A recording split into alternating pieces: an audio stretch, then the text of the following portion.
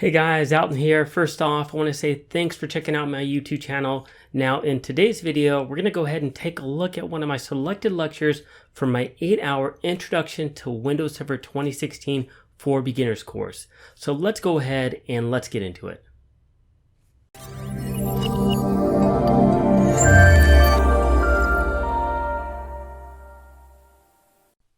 In this video, we're going to talk about managing local user accounts. Now, when I'm talking about local user accounts, I'm talking about user accounts that are created and designed specifically to log in locally into this server.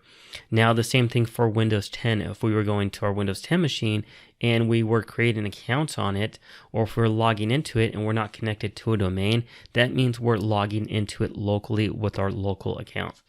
Now, we're going to revisit user accounts when we get into Active Directory, but I want to make sure that I cover user accounts now specifically for our local server. So with this, there are two ways that we can create, manage, delete, and so forth user accounts. So we can do it through Server Manager or we can do it through Control Panel. Now, it's recommended that we do it through Server Manager. That's what I recommend because in terms of what we can do, it's much more granular. In terms of through Control Panel, it's much more basic. So we're going to start with Control Panel. So let's go ahead and close out Server Manager. We'll go to our Start menu and we'll click on Control Panel.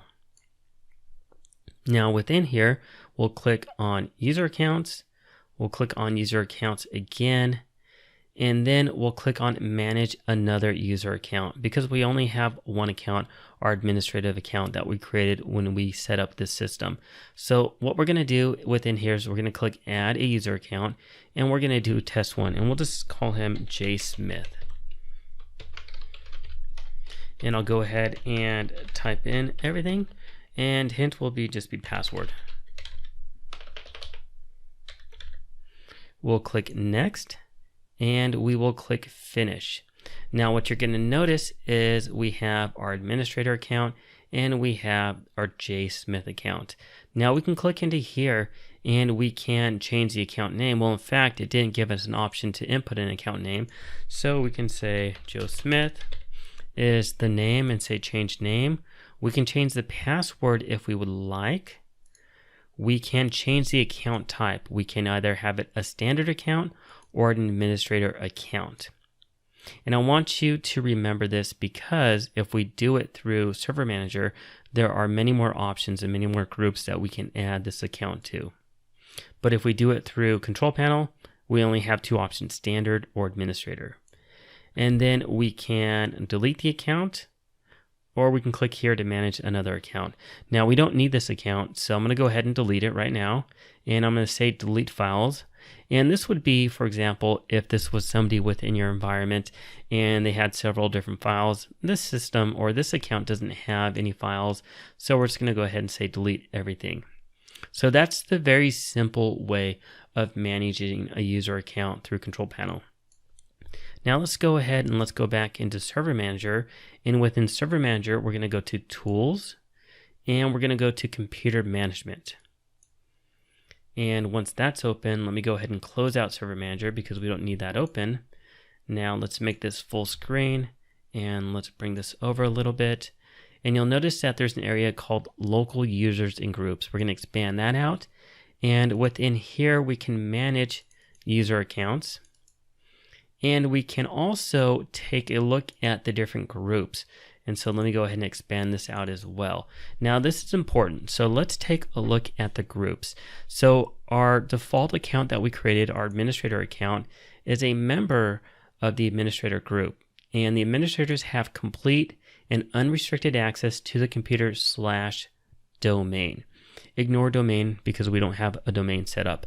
But what we can do based upon specific roles, and we call this in information security role-based access control.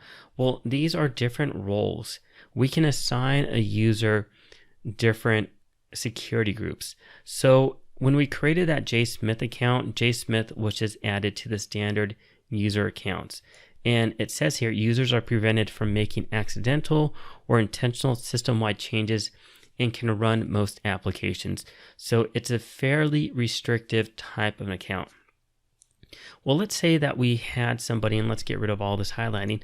Let's say that we have somebody that manages our backups, but they don't need to be a full-fledged administrator. Well, we can add them to the backup operators group, allowing them to back up or restore files. So as you can see, there are different types of security groups within here. So for example, a print operator, somebody that needs to connect remotely via remote desktop, and so forth.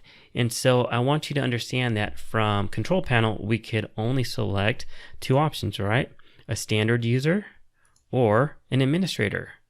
But through computer management, through our server manager, we can select all the different available groups. And if we wanted to, we could create custom groups as well, which we're not going to do, but we can if we wanted to. So with that said, let's go back to users. Now, to create an account, we can simply just right click here and say new user. So let's create a new user. So let's create that Joe Smith account again. So Joe J. Smith. Full name is Joe Smith. And if we wanted to, we could put a description and we'll give this user a password. Confirm the password, and you'll notice here there's some options. So we can, by default, give the user a temporary password, which is fairly typical, and tell them that they have to change it at their next login.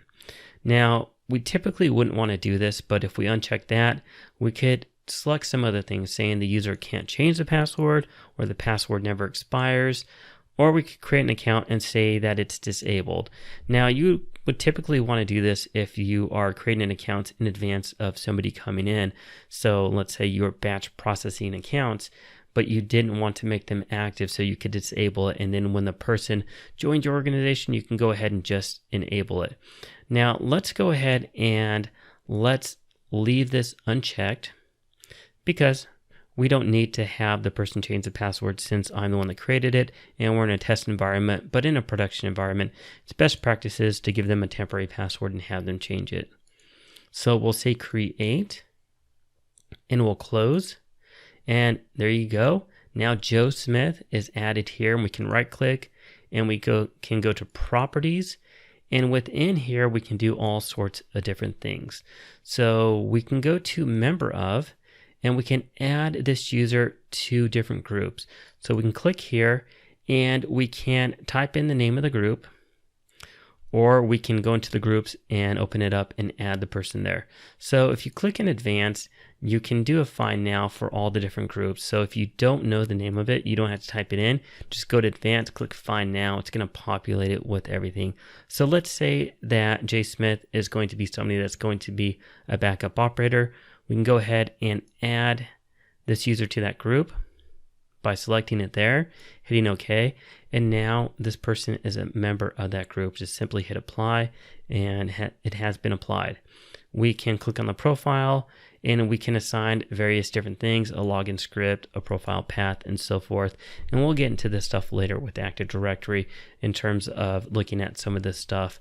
And there's some additional information within here as well in terms of remote control, remote desktop services, and so forth, which we don't need to take a look at. But what you'll notice now is we created the account. If we go back to groups, and if we go to backup operators, we can click here. And Joe Smith is added to that group. Now let's say that we wanted to add him to another group. Let's say that he's going to be performance monitor user as well. So we'll go here, we'll say add, and then we can either just type in J. Smith and say check the name and say okay, or we can go to advanced and do find now. And same thing, everything's going to be listed and we can select the person there as well. So we've already had everything validated here by just typing in the username. We'll hit OK, we'll hit apply, and now this user is a part of the performance monitor users as well. Now let's go back to the user account and let's right click and let's go to all tasks. And what you'll notice what you can do here is you can set a password. We can also delete the account or we can rename the account. If we go to properties, we can also unlock an account. So it is possible for somebody to lock themselves out. There is a policy within our local security policy within the Microsoft operating system where we can set a threshold for amount of times that a person can erroneously try to type in a password before it locks them out. And we can go in here and if it was locked out, we can uncheck this to unlock them. We can also disable the account here. It's always best practices to disable accounts rather than delete them because we want to keep everything in place in terms of logs and files and so forth for auditing and for historical reasons. But if we did want to delete this account, we could simply right click and say delete and delete the account there. And I went ahead and deleted it because I don't need it. So that's our quick overview of managing our local user accounts within our Windows Server 2016.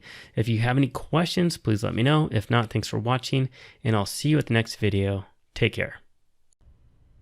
Well, I hope that you enjoyed today's video and you learned a lot from it. If you did, please give this video a thumbs up and also consider subscribing to my YouTube channel. Now, if you're interested in taking this full course or just learning more about it, check out the video description down below because I've included a link where you can learn more about the course and enroll into it if you'd like. So again, thanks for watching my video. I appreciate it and I look forward to seeing you guys at the next video. Take care.